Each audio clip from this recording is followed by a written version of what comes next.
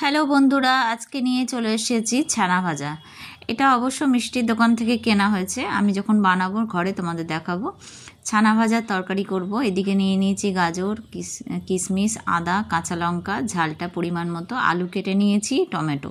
তোমরা চাইলে আলু নাও দিতে পারো। এইদিকে হচ্ছে তেজপাতা আর পোস্ত নিয়ে নিয়েছি।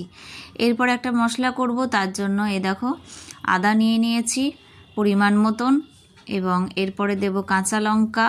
কাঁচা লঙ্কাটা অবশ্যই তোমাদের ঝাল অনুযায়ী দেবে। আর এবার একটু টমেটো দিয়ে দিলাম, যে টমেটোটা কাটা ছিল, একটু টমেটো বেশি লাগবে। পোস্ত বাটা, আর এদিকে রাখা ছিল কাজু কিশমিশ, সেটা আমি দিয়ে দিয়েছি। আর তোমরা চাইলে মগজদানাও দিতে পারো, আমি কিন্তু দিইনি। বাস এটাকে ভালো করে পেস্ট করে নিতে হবে। এরপরে সর্ষের তেল আর সাদা তেল মিক্সড করে নিয়েছি আমি।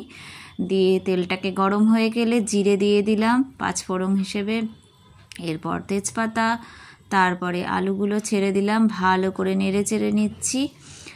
এরপর একটু লাল হয়ে গেলে হলুদ দিয়ে দেব, হলুদ দিয়ে ভালো করে নেড়ে নেব।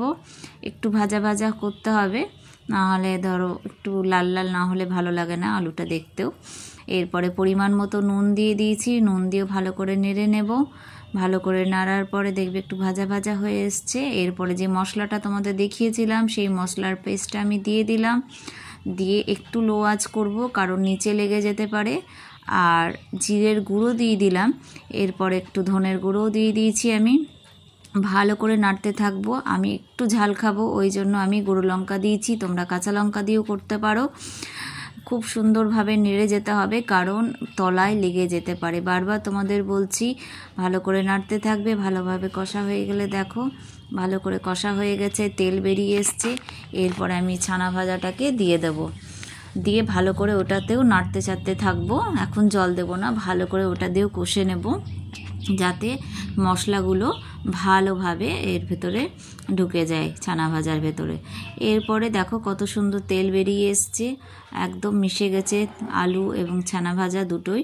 এরপরে মশলার যে জলটা ছিল সেখানে একটু জল নিয়ে পরিমাণ মতন, আলুটা মোটামুটি সেদ্ধ হয়ে এসছে, জল দিয়ে দিলাম, এবং পরিমাণ মতো জল দেওয়ার পর সেদ্ধ হয়ে গেছে। এরপরে ঘি একটু দিয়ে দেবো নামানোর আগে, ঘিটার একটু ফ্লেভার থাকলে খুব ভালো লাগে।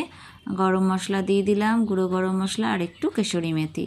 Just ready. এবার দারুণ লাগে একদম, লুচি বলো পরোটা বলো, খুব সুন্দর টেস্ট হয়। তোমরা একবারটি করে দেখো। একটু চিনি আমি অ্যাড করেছি, পরে চিনিটা দিতে ভুলে গেছিলাম। তোমরা অবশ্যই চিনিটা দেবে। ঝাল মিষ্টি দারুণ খেতে হয়েছিল, ছেলে খুব ভালো লেগেছিল, তোমাদেরও খুব ভালো লাগবে খেতে। খেয়ে করে আমাকে অবশ্যই জানাবে যে কেমন হয়েছে।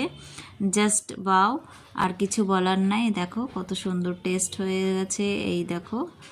এরপরে আবার নতুন কিছু ভিডিও নিয়ে চলে আসবো। টাটা।